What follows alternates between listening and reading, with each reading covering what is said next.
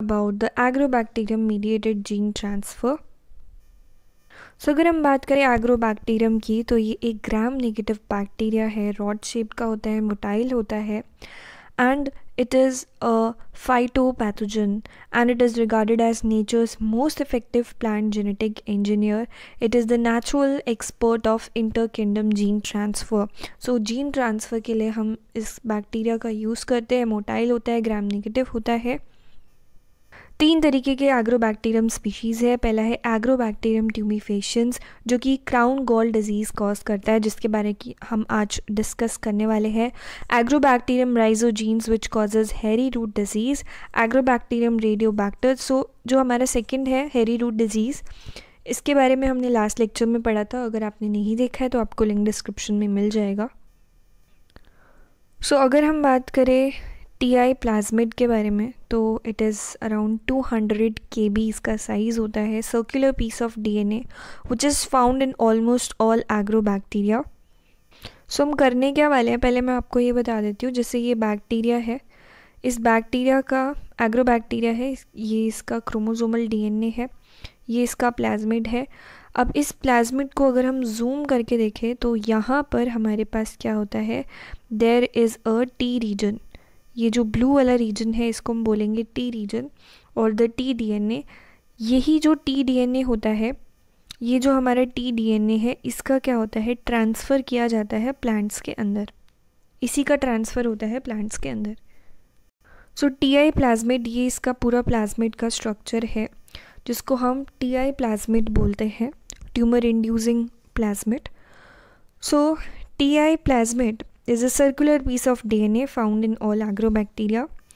यहाँ पर हमारे पास 3 रीजन्स होते हैं। पहला है टी डीएनए रीजन जो कि राइट और लेफ़्ट बॉर्डर के बीच वाला रीजन है, 24 kb का होता है। सो यहाँ से लेकर के यहाँ तक का जो रीजन है उसको हम टी डीएनए बोलते हैं। जहाँ पे क्या आप देख रहे हैं, we have a gene for the auxin production, 1 gene is for the cytokinin production, and 1 gene जो है हमारे पास ओपाइन सिंथेसिस के लिए है। फिर आपके पास जो रेड वाला रीजन है, this is the virulence regions. ये क्या हमारा वायरुलेंस रीजन है। फिर आपके पास यहाँ पर ओपाइन कैटाबॉलिज्म रीजन है, और इधर आपके पास ओरिजिन ऑफ रेप्लिकेशन है जो कि इम्पॉर्टेंट होता है रेप्लिकेशन को इनिशिएट करने के लिए। सो जो ओपाइन है ना, opine is use by bacteria as nutrient के तौर पर ओपाइन का यूज़ होता है। तो ओपाइन जो है वो बहुत ज़रूरी है बैक्टीरिया के लिए। और अगर हम बात करें वायरुलेंस जीन्स की तो हमारे पास 2 टाइप के हैं, कॉन्स्टिट्यूटिव और इंड्यूसिबल। कॉन्स्टिट्यूटिव मतलब जो हमेशा सिंथेसाइज होते रहते हैं, जिसमें कि वायरुलेंस जीन ए और जी आता है। ए जो होता है वो असीटोसिरिनजोन को सेंस करता है which is secreted by the plant when the tissue damage. अभी जब हम पूरा डायग्राम देखेंगे ना तो आपको ज़्यादा अच्छे से समझ आएगा। देन वी हैव वायरुलेंस जी जो कि ट्रांसक्रिप्शन फैक्टर है। वायरुलेंस बी कंजुगेशन ट्यूब बनाता है। वायरुलेंस सी जो है ओवरड्राइव सीक्वेंस के साथ में बाइंड करता है। सो यहाँ पे ये जो है हमारी ओवरड्राइव सीक्वेंस होती है, तो ये ओवरड्राइव सीक्वेंस के साथ में बाइंड करता है। देन वायरुलेंस D2 जो है that has the nuclear localization signal and nucleus activity. E2 जो है वो सिंगल स्ट्रैंड से बाइंड करता है। F जो है वो डिग्रेडेशन में हेल्प करता है। So crown gall disease by the agrobacterium tumefaciens, ये जो बैक्टीरिया है वो इन्फेक्ट करता है प्लांट्स को। सो इन्फेक्ट्स वुंडेड और damaged parts of plant causing a plant tumour. जिस प्लांट ट्यूमर को हम क्या बोलते हैं, क्राउन गॉल बोलते हैं। जब ये बैक्टीरिया एंटर करता है, so the entry of bacteria is facilitated by the release of a phenolic compound called the acetosyringone. मतलब जो हमारा डैमेज प्लांट है, मान लो ये प्लांट है, ये डैमेज हो गया, तो ये जो डैमेज प्लांट है ये असीटोसिरिनजोन जो है सिक्रीट करता है। Crown gall occurs when the bacteria releases its Ti plasmid into the plant cell cytoplasm. जैसे अभी मैंने आपको बताया था कि जो टी डीएनए होता है उसका ट्रांसफ़र होता है होस्ट सेल के अंदर, जो वुंडेड सेक्शन है वहाँ से। सो टी डीएनए जो है उसके अंदर जीन्स होते हैं that code for the proteins auxin, cytokinin और ओपाइन। अभी हमने देखा था।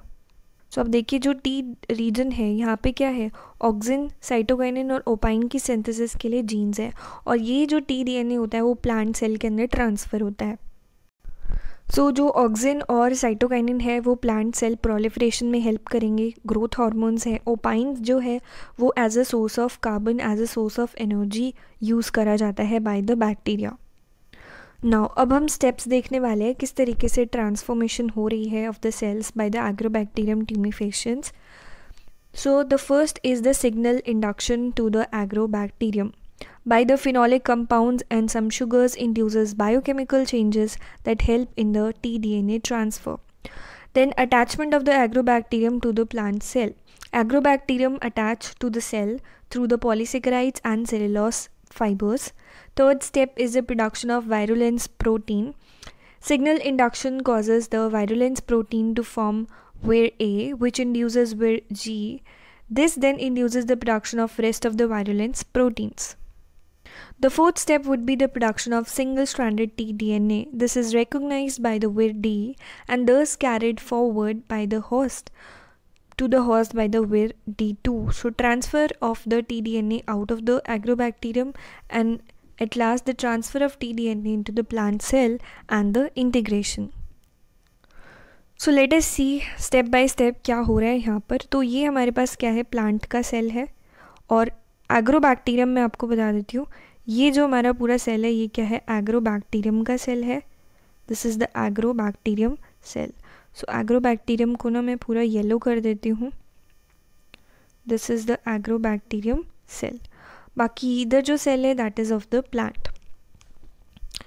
सो अभी सबसे पहले क्या होता है कि प्लांट जो है, वुंडेड प्लांट जो है, प्लांट फिनोलिक सिग्नल यहाँ से निकलता है। मतलब जब प्लांट को चोट लग गई, वूंड लग गया कुछ, तो वहाँ से एक केमिकल प्रोड्यूस होता है, एक फिनोलिक सिग्नल प्रोड्यूस होता है, विच इज़ द असीटोसिरिंजोन।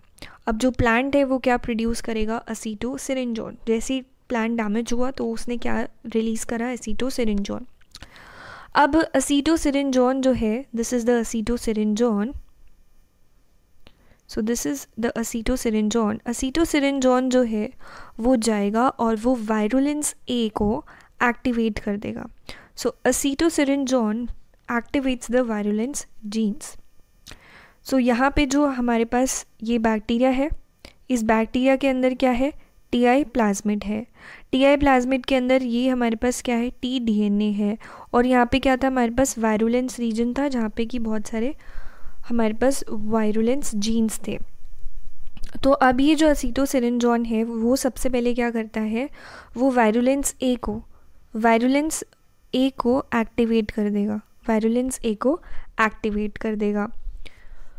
एंड उसके बाद यहाँ पर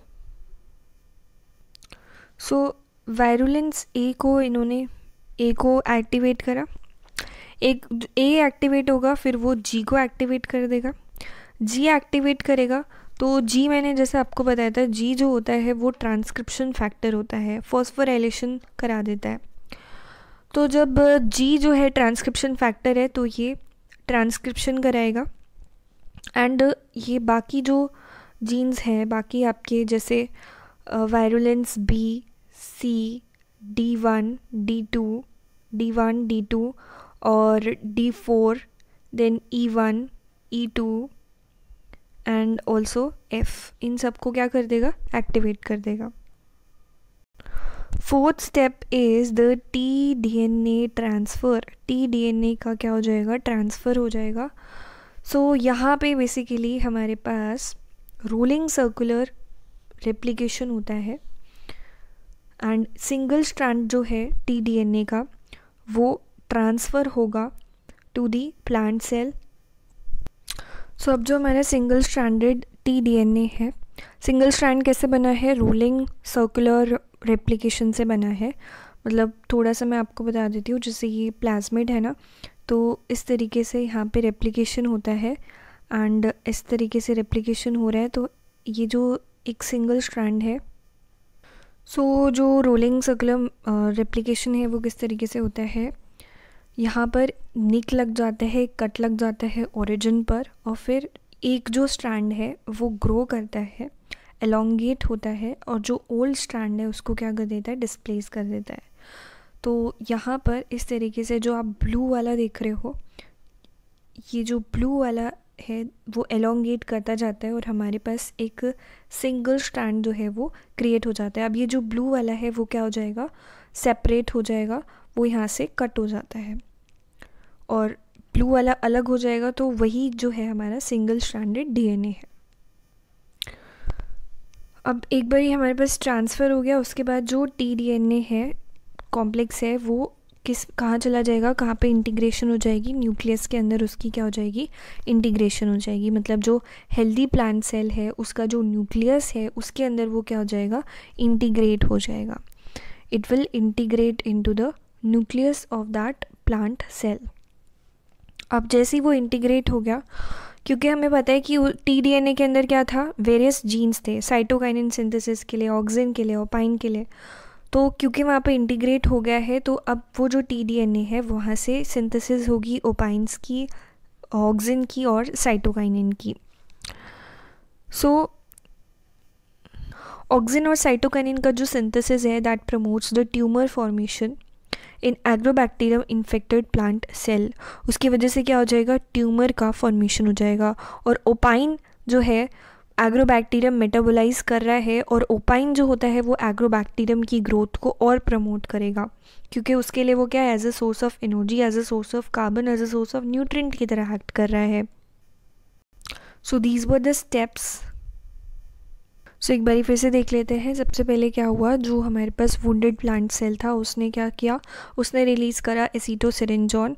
अब एसीटोसिरिंजोन ने क्या करा, फिर वो किसको एक्टिवेट कर दिया, उसने हमारे पास वायरुलेंस प्रोटीन ए को उसने क्या कर दिया, एक्टिवेट कर दिया। ए ने फिर एक्टिवेट करा जी को। जी जो है फिर, क्योंकि जी जो है ट्रांसक्रिप्शन फैक्टर है, तो वो क्या करेगा, बाकी के जो वायरुलेंस प्रोटीन्स है जैसे विर D1 D2 विर ई और विर बी, उनको एक्टिवेट कर देगा। क्योंकि जो जीन्स है न्यूक्लियस के अंदर, जो जीन्स है इन सभी प्रोटीन्स के लिए, उसको वो एक्टिवेट कर देगा, उनके लिए मतलब उनका ट्रांसक्रिप्शन करा देगा। ट्रांसक्रिप्शन के बाद ट्रांसलेशन होगा, ट्रांसलेशन के बाद ये प्रोटीन्स बन जाएंगे। उसके बाद क्या होगा, production of single stranded T DNA, and then जो टीडीएनए है वो उसका ट्रांसफ़र होगा टू द प्लांट सेल, वहाँ पे क्या होगा, ट्रांसफ़र होगा। और जो ट्रांसफ़र में कौन हेल्प करेगा, विर बी जो है कंजुगेशन ट्यूब बना लेगा और उसके थ्रू जो है ट्रांसफ़र हो जाएगा। Transfer of the T DNA into the plant cell and integration. उसके बाद जो टीडीएनए वो क्या हो जाएगा, प्लांट सेल के डीएनए के अंदर इंटीग्रेट हो जाएगा एंड और वो जो ओपाइन और साइटोकाइनिन और जो ऑक्सिन है उसका सिंथेसिस करेगा। So this process is called the illegitimate recombination since it does not depend on the sequence similarity. So that's all for today. If you like the video, do share it with your friends and don't forget to subscribe the channel for more updates. Thank you and have a good day.